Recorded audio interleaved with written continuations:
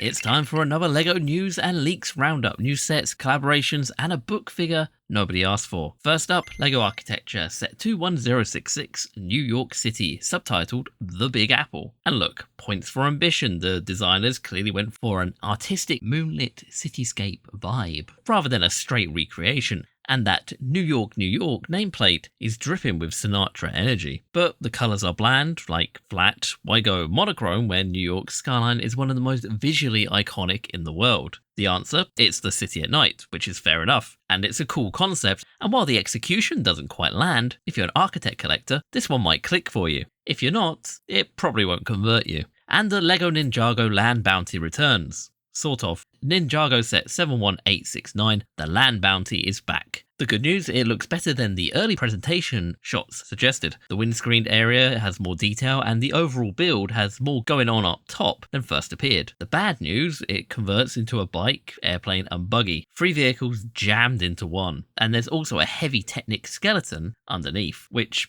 is very visible. Not necessarily a deal breaker, Technic integration can be elegant, but here it feels more exposed than intentional, and the fire monster is exclusive to this set, which always stings a little. Next we have LEGO Icon set 11380, Road Bike. And this is probably one of the most appealing things in this wave. Clear lines, great detailing without feeling cluttered, strong pop of colour. It's surprising LEGO didn't actually partner with a major cycling brand here. A specialised collab would have been a marketing slam dunk. But even without that, this one has real display appeal. Commuter or not, it's hard to not want it. And thanks to Unibricks, we've got a brief glimpse at 3 upcoming LEGO Harry Potter sets. They look kinda cool.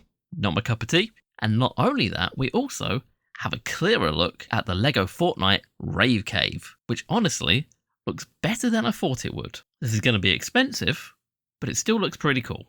On to the official reveals, and so far we only have one this week. Marvel set 76339, Herbie. This set brings Herbie, the beloved little robot from the Fantastic Four, to LEGO form with 747 pieces priced at $74. The build itself is charming, the eyes work beautifully, the neck is posable, and the Fantastic Four symbol sits proudly on the chest. There's even a tiny little mug with some clever building techniques. There's also a screwdriver accessory that stores within its chest. One glaring omission though, no minifigure, no plaque. Star Wars buildable sets always include both, and for a set at this price, that's a real miss.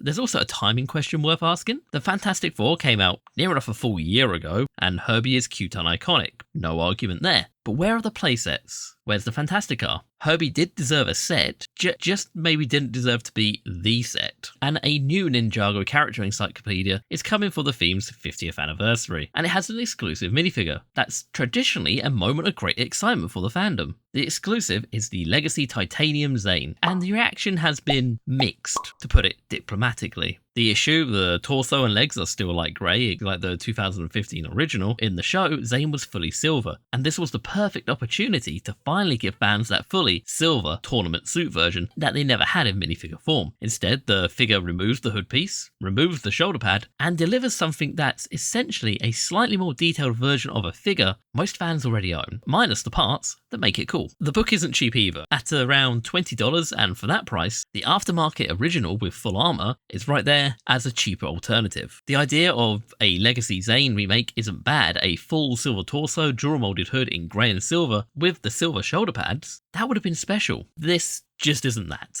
Moving on to something slightly different, the LEGO Group has officially partnered with Pokémon Go for GoFest 2026 in Copenhagen, running from the 12th of June to the 14th. Given that Denmark is LEGO's home turf, and that Pokémon Go is approaching its 10th anniversary, the timing couldn't be better. And this one makes sense on every level. I'm going to mispronounce this, but we're going to go with Feled Park will host a dedicated LEGO playzone with hands-on building activities and large-scale brick-built Pokemon displays. Both the LEGO Store Copenhagen and the LEGO Store Tavoy Gardens will feature event-exclusive Pokestops, in-store activities, and giveaways. There will also be a citywide LEGO Pokemon Go stamp rally that will push players to explore the city. And LEGO's Create-a-Minifigure is now live across the US, Canada, and Europe. This was previously tested in the UK and now has officially rolled out across the United States, Canada, and Europe via the LEGO shop. Basically, you choose from hundreds of pick-a-brick minifigure elements, mix and match head and torso, legs, headgear, and up to 2 accessories. The minimum order is 5, maximum is 30, and it's kind of a cool personalization feature that